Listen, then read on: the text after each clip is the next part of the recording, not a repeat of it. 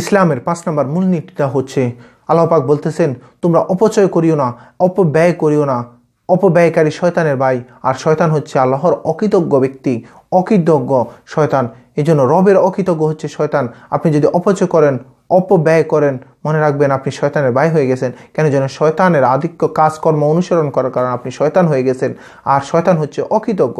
আমরা অনেক সময় দেখা যায় যতটুকু লাগবে এর থেকে বেশি খাওয়ার ক্ষেত্রে, পর চলার ক্ষেত্রে, বলার ক্ষেত্রে, আমরা পরিধান করার ক্ষেত্রে, বাড়ি গাড়ির ক্ষেত্রে, সমস্ত কিছু শুধু বেশি থেকে বেশি, বেশি থেকে বেশি আমরা কি করি, ব্যবহার করি, যেটা আমার লাগবে না। আপনার সামর্থ্যের মধ্যে আপনার যা আছে সব খান, আপনার যদি যতটুকু মন চায় অতটুকু খান, কিন্তু অনেক সময় খাইতে পারবেন অল্প একটুকুন, আপনি অনেক কিছু নিয়ে এরপর খাওয়া যা খাইছেন আরগুলা সব নষ্ট করে ফেলছেন। মনে রাখবেন আপনার রিজিকের মধ্যে আপনি ধরেন অল্প একটুকু খাইতে পারতেন, এটা আপনার রিজিকের মধ্যে বরাদ্দ। বাড়তি যা খাইতেছেন আপনার রিজিক থেকে নষ্ট হয়ে গেছে, আপনার রিজিক থেকে চলে গেছে। রিজিক এমন একটা জিনিস, রিজিক প্রত্যেকটা মানুষের রিজিক কিন্তু বরাদ্দ, ফিক্সড। ওই রিজিকের মধ্যে আপনি যা খাবেন আর যা অপচয় করবেন সমস্ত কিছু আপনার রিজিকের অংশ।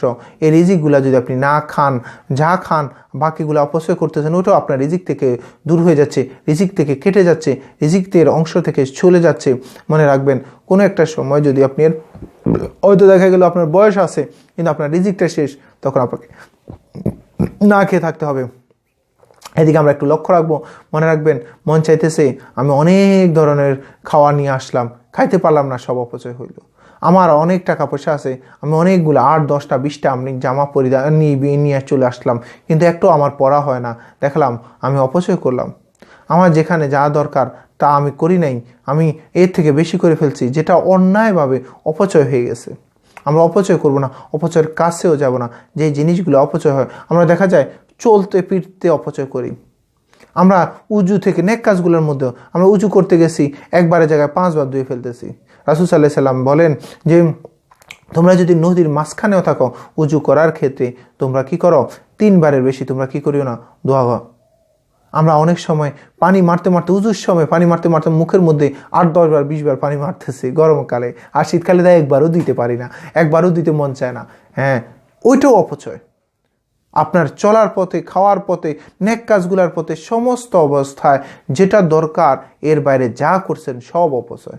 এই অপচয় থেকে আমরা বেঁচে থাকবো, অপব্যয় থেকে বেঁচে থাকবো, যেখানে যেটা দরকার নাই ওই জিনিসগুলো থেকে বেঁচে থাকবো। নাহলে কিন্তু আপনি ওই শয়তানের ভাই হিসেবে কাল কিয়ামতের ময়দানে উঠবেন, অপচয়কারী হিসেবে উঠবেন, অপব্যয় হিসেবে উঠবেন, আল্লাহর অকৃতজ্ঞ মানুষ হিসেবে আপনি কাল কিয়ামতের ময়দানে উঠবেন। আমি যদি নিজেকে মুসলমান হিসেবে দাবি করতে হয়, আমি যদি কাল কিয়ামতের ময়দানে মুসলমান হিসেবে নিজেকে আল্লাহর সামনে উপস্থাপন করতে হয়, আমাকে অবশ্যই 5 নাম্বার যে জিনিসটা হচ্ছে অপচয় এবং অপব্যয় করা যাবে না।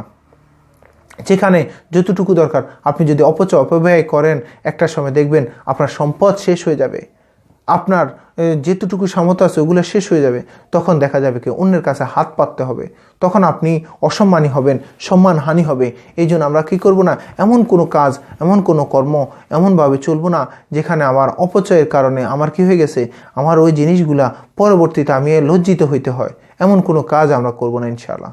এজন্য আমরা ওই 5 নাম্বার যে মূলনীতিটা, অপচয় এবং অপব্যয় আমরা করব না। এই যদি করি দেখা গেল কি আমি কাল কিয়ামতের ময়দানে শয়তানের ভাই হিসেবে উঠব। যতটুকু বলেছি সবাইকে আমল করার তৌফিক দান করুক। আসসালামু আলাইকুম ওয়া রাহমাতুল্লাহি ওয়া বারাকাতুহু।